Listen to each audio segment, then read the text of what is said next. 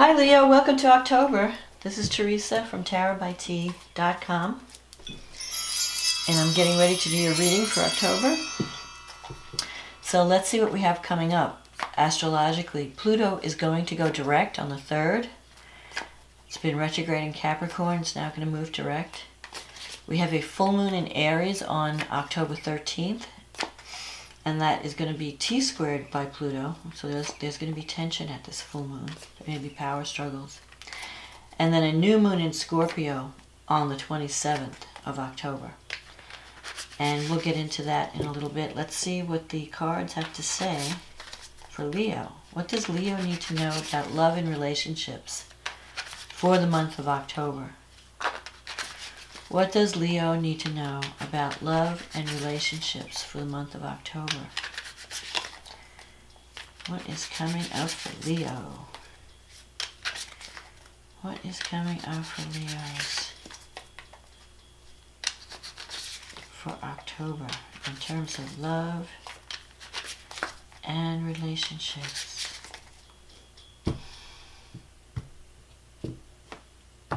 Okay, let's see. The Empress, the Eight of Swords, the King of Swords, the Lovers, the Seven of Pentacles, the Seven of Swords, the Ace of Pentacles, the Five of Cups, the Two of Wands, and the Hierophant. So you're starting off the month, the Empress. This is good energy. This is the energy of the mother, of abundance, of family. You may be surrounded by people, or you might be thinking. Some of you may want to have a family, want to have children.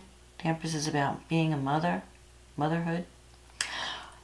Family, or you might be thinking of family. You want to be closer to your family, or create a happier home. You have the Eight of Swords crossing you. So I feel like in some cases you might be feeling trapped at home, or you're stuck in a situation that you're afraid to move out of. Maybe because there's a certain amount of security that it's giving you. Like a certain relationship, it may not be perfect, but it gives you a feeling of home and family and security. But with the Eight of Swords, there's also this feeling of, I am stuck and I can't move out. I want to move out of something, but I'm stuck. And really the only thing that's stopping you is fear. Because the Eight of Swords, there's really no swords in front of this card. But because you can't see the future, because you feel like your hands are tied, it may be keeping you in a relationship that you would like to break free from. But you feel like you don't have a choice. The King of Swords is in your past. This could represent an air sign. You might be connecting with it. Aries, Libra, Gemini, Aquarius. So maybe you're trying to make a decision about someone from the past. Because you have the Lovers here. You have a choice between two paths. You're having to make a decision.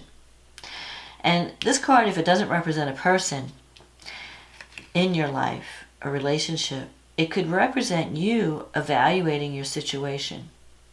Because this King is trying to make a decision. He's trying to, if you look at the card, he's trying to separate what's real from what's not real. What do I keep? What do I let go of? What is real? What is not real? And, trying to use logic to make a decision or make a choice rather than making a decision from your heart or your emotions. So you're trying to let your head rule your heart in the month of October. And the Lovers usually comes up when there sometimes could be triangulation in a relationship, like you're trying to decide between two lovers or two relationships, but it could also mean just trying to decide between two paths. Do I stay or do I go? Do I stay with what I have that's giving me a sense of security? Do I stay maybe I'm tied to my family and I can't move away because my family needs me. Or they represent, I don't know if I'll find love and support somewhere else. Because right now, the Empress is, it's a card of abundance. But for some reason, this abundance it's keeping you stuck, and you maybe are not growing. So you're just clinging to the security of the situation. But you are going to be doing a lot of thinking in October and deciding what direction you need to go in. Because things are changing. You have these two cards coming up now in the future. The Seven of Pentacles, which is a card of planting seeds and waiting to see if those seeds are going to grow. So you might have some plans in the works. You might be starting something new. Maybe you started a new relationship. Could be a career work project. And you're waiting to see the results. Is this going to be successful? Is this relationship going anywhere? Is this work project going anywhere? Am I stuck? Am I going to grow on this job? Some of you might be just stuck in a job just because of the money, and it's not really fulfilling you. Others, it could be a relationship that gives you, it satisfies you on some levels, but not on all levels. And coming up here in the future, the near future, you have the Seven of Swords. That can mean that you're not willing to face the truth of your situation. It could also mean that that someone is not telling the truth, because this is the Sneak or the Thief card. Maybe you feel like someone's trying to take something from you, or someone's not being totally honest with you. Someone is saying sometimes this card comes up when we feel like people are saying one thing to our face and another thing behind our back, or they're not. Like someone at work might be taking credit for the work that you do. Someone might be, letting you do all the work and then taking all the credit. Or it could be also with the Seven of Swords that you have this plan in the works, but you don't want to share you're keeping it under wraps. You have a plan, you have a secret, and you can't share your plans yet. It's still under development, because the Empress is also a card of giving birth and having to nurture something the way you nurture a baby. It may be that this relationship is at the beginning stages, or this project that you're working on is at the very beginning stages, and it needs to be mothered, it needs to be nurtured. It's not ready to produce the harvest yet. It needs more work, and until it becomes more ripe, you want to keep it away from prying eyes, from any interference. So you might not be telling people about this relationship or this project, this situation, whatever the situation is. You're keeping it close, which isn't a bad idea.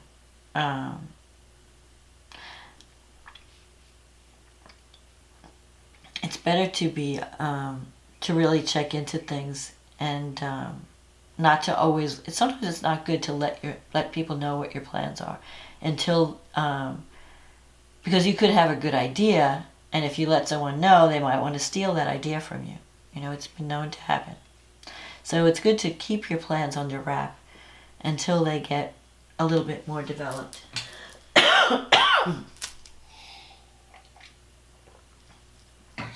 Excuse me, I'm recovering from a cold. So here you have the Ace of Pentacles. This could mean a job opportunity coming to you. Or if not, it could also mean financial support. And this is also a time card. And the time is December, January, February. So if you're waiting for some kind of financial assistance, financial support to move your plans forward, it may happen toward the end of the year, beginning of next year. In your environment, you have the Five of Cups. So this can relate to a past love.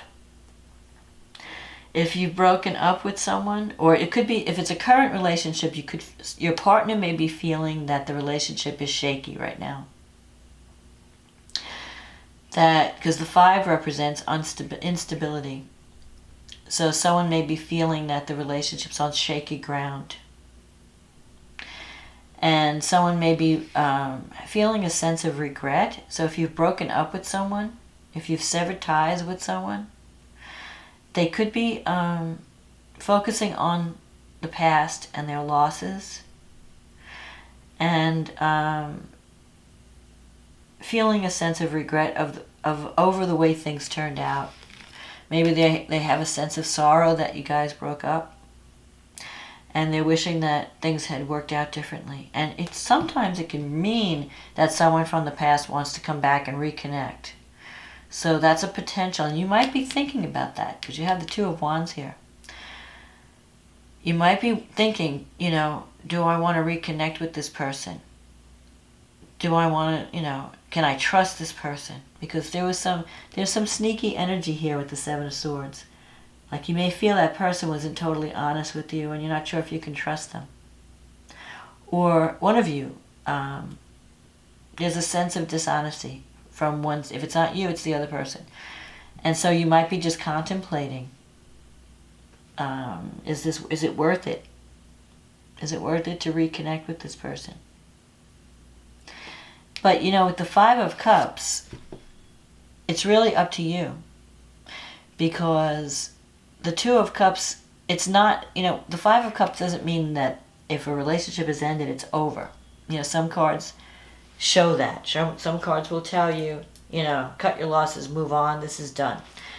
But not with the 5 of Cups. The 5 of Cups, there's still potential to salvage something from a situation because you still have 2 cups that are still full. It's just that this person, represented by this card, they're focusing on everything they've lost. And they're not seeing what they still have to work with. That there are still people around them that care about them.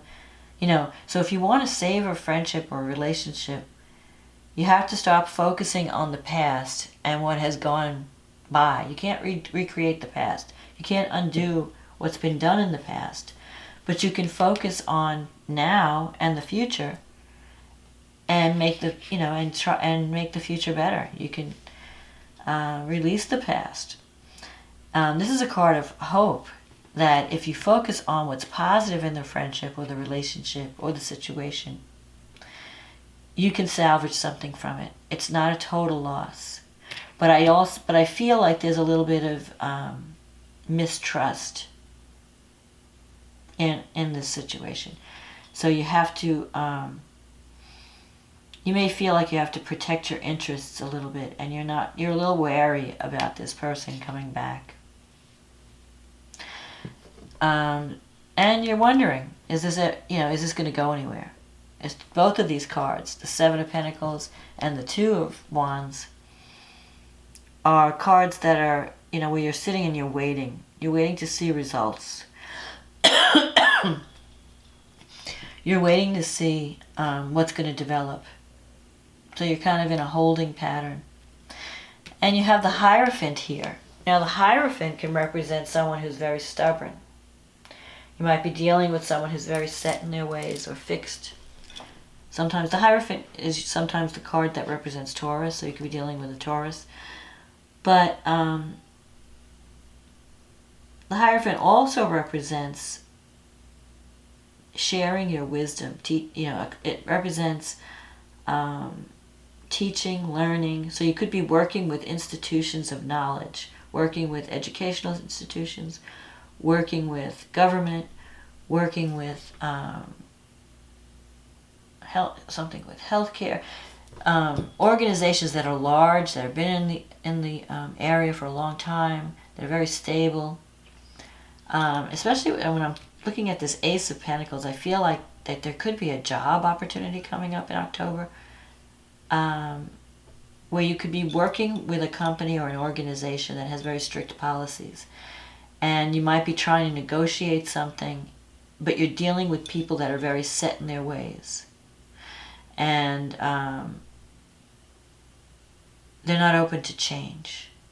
So you could be a little bit frustrated because you may have plans to do things a certain way, to be more innovative, and you may feel frustrated because the people that you're dealing with are not, they're a little bit rigid and conservative. So that could be a little frustrating. That could be also in your relationship. Whoever you're connecting to may be a little bit inflexible, not willing to change, not willing to meet you halfway, or wanting to keep things, static. A little bit rigid in their thinking. So that could be a little frustrating. But you do, so there are two things I'm getting out of this reading. One is there's a potential for,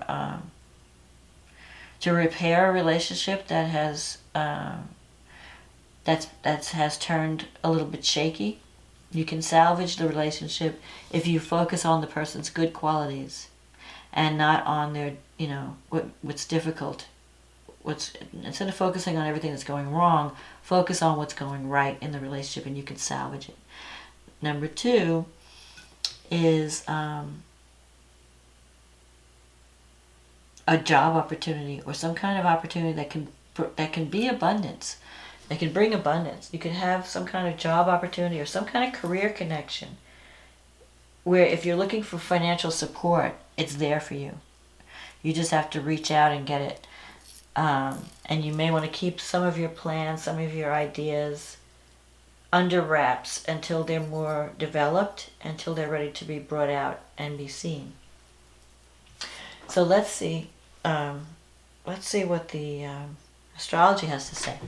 So the full moon in Aries, Leo, is happening in your 9th house. The moon is in the 9th house, the sun's in the 3rd house. These are the houses of communication. So you could be working on a communications project, something that, where you're dealing with the internet, social media, getting some kind of marketing thing out, trying to reach a global market. Pluto is in your 6th house, which is your employment, your day-to-day job. So Pluto, things are changing in the work that you do. Pluto represents transformation. There could be some power struggles around a project, a work project. You might be dealing with powerful organizations, people who wield power. And so you're going to have to be careful on how, you're dealing with some people, some powerful people. So you're going to have to tread carefully around these situations. You also have Saturn in your 6th house, so you're working really hard. Saturn usually brings heavy burdens, heavy responsibility in the environment, the work environment. Now, the good thing is you have Jupiter. Even though this is a T-square, Jupiter, I feel like you are going to have some assistance that comes from behind the scenes. There might be some people that are not visible that are helping you from behind the scenes, want to see you succeed. Jupiter is in your 5th house, trining this full moon. And Aries, is favorable to Leo. So it's really important that you express yourself, the work that you're doing. Now, Jupiter can bring luck in terms of children, creative self-expression, what you do to have fun. It may be hard. I mean, right now it seems like you're not having any fun because you've got Pluto and Saturn in your 6th house. So it's been all about work. But somehow through this communications project, you're going to find your voice and you're going to be showing your creativity in some way. Because the 5th house is the house of creative self-expression, creativity, fun, where you're expressing yourself, you're being noticed. It's also the house that Leo rules. So, and having Jupiter and Sagittarius there, it's bringing you luck, it's bringing you abundance, it's bringing you opportunity. At the same time, you have Venus in the 4th house opposing Uranus in the 10th. So there's going to be some changes in your career path and in your status. Maybe you're going to want more freedom. You're feeling, with Uranus in the 10th house, you may feel like you want to be free of something. Something has become a burden and you need more freedom. Venus going through your 4th house, you could feel like you want to fix up your house. You might be decorating or painting or, making it doing some upgrades. You're feathering your nest when Venus is in the 4th house. The other thing is it usually brings, more harmonious interactions at home. The new moon in Scorpio on October 27th is happening in your 4th house, and it's directly opposing Uranus in the 10th. So expect surprises. Not only in your home, you could have, like, maybe you're buying a new home or real estate. You're having some kind of new beginning that is somehow connected to your career path, your life path. There could be a new relationship, there could be a new contract, a new residence, something that you're doing construction, you're working on something. It's a new beginning. What else is happening? Mars is in your 3rd house at this full moon, at this new moon, I'm sorry. And it's squaring Saturn. So in the 6th house, you may have some butting of the heads with people in power around a work project. So you want to be careful how you're expressing yourself, because Mars is the sign of the warrior. And it's in Libra, which is not it's in a weak sign. Mars is really strong in Aries. Mars is strong in Capricorn. Mars is strong in Scorpio. But in Libra, it's a little bit, you might be playing both sides of the court. And you have to be very diplomatic when Mars is in Libra. So your communication style, instead of having this fighting, bullying spirit, you have to be more of the diplomat. And that could bring you some tension, because you're going to want to go in there like the warrior. And it's better if you just kind of learn how to... You're going to have to negotiate and create win-win and see all sides and all that. But you're going to be dealing with people that are stubborn, that are a little bit difficult, that are, well, this is how we've always done it kind of thing. And people who wield a lot of power, so you can't go in with all the guns blazing. You're going to have to, learn how to tame your communication style. And, with Libra influencing the 3rd house, you should do okay. Neptune is in the 8th. If you're signing any contracts that have to do with money, just be careful that you read the fine print. Because if you're getting money, if money's coming in with Neptune, there could be some confusion around it. Unless you're dealing with an art project, you want to make sure you know what you're getting into. If you're taking any kind of loan from a bank, or someone's giving you money to be used a certain way, just make sure you understand all the terms. Because Neptune can sometimes represent deception and confusion, where things are not clear. Nothing is written out and fine, so you want to make sure both parties know what's going on. So that way there's no misunderstanding, there's no confusion. But other than that, I feel like there could be some really surprising changes in your life direction in October, especially at this new moon in Scorpio. It could be a little bit disruptive because it's in a square to your sign. So you may feel that it's not an easy transition. But ultimately it's going to make you feel freer. You're going to have more freedom with this new beginning. And it might make you feel like you're a little bit out of your comfort zone. You might be doing things that are outside of your routine. So you're going to have to be thinking in different ways, embracing technology even, or embracing innovation. And just don't be stubborn. Just make sure you're not the person being stubborn. That you're not standing in the way of progress because of any kind of fear. But I think that if you're waiting for any kind of money or financial support, it's going to be coming toward the end of the year. So don't be afraid of that. Don't be afraid to move out and branch out of your comfort zone in October. Because abundance is there. You just have to nurture it. It's at the beginning stages, and it will be coming. And if you want to salvage a relationship, it's possible. But that's up to you. So forget the past if you can, and focus on what you can save. Focus on what's good about the partnership. And you'll see, eventually you're going to start to see the results of your hard work. So that's my forecast, Leo, for October. I hope you enjoyed this forecast. If you'd like to have a private reading, just click on the link in the description box and we'll get you on the schedule. In the meantime, I want to say to everyone, thank you for liking and subscribing to my channel. If you like this video, click on the like button, subscribe. And if you're new, welcome. And thank you for those who've left comments. I really enjoy reading them. And for those who have ordered readings, thank you for your support. And I wish you the best of luck, Leo. I'll talk to you again next month. Okay, bye now.